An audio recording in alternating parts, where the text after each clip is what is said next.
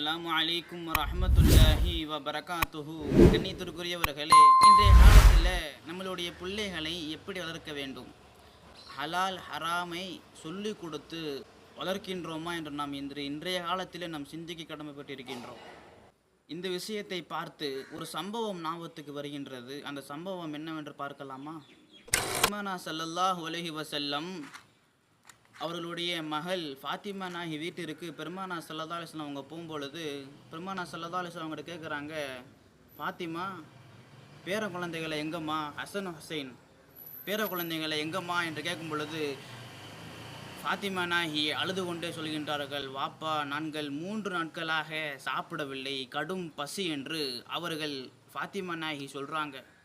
அப்போ பெருமானா ஸல்லல்லாஹு அலைஹி வஸல்லம் அவங்க தன்னுடைய பேர பிள்ளைகளை தேடி வெளியே போகிறாங்க. போகும் பொழுது இடையில ஒரு ஆடு மேய்க்கக்கூடிய ஒருத்தர் நிற்கிறாரு.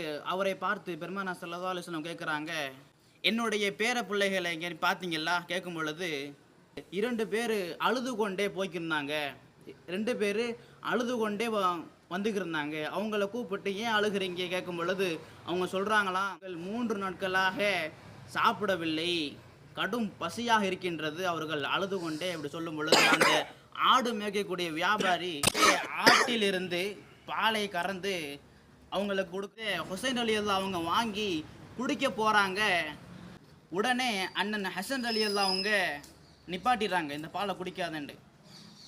ஹசன் ரலியல்லாஹு அவங்க அந்த ஆடு மேய்க்கக்கூடிய அவர்கிட்ட கேட்குறாரு, ஆடு மேய்ப்பவரே, உங்களுடைய எஜமான் இந்த ஆட்டிலிருந்து பாலை கறந்து குடிப்பதற்கு உங்களுக்கு அனுமதி உண்டான்னு கேட்குறாரு. அதற்கு அவர் இல்லை என்று சொல்லும் பொழுது, இந்த பாலை குடிப்பதற்கு உங்களுக்கே ஹலால் இல்லாதப்ப எங்களுக்கு எப்படி ஹலால் ஆகும் என்று ஹசன் ரலியல்லாஹு அவங்க சொல்கிறாங்க. இந்த பால் வேண்டாம் என்று சொல்லிட்டு போயிடுறாங்க.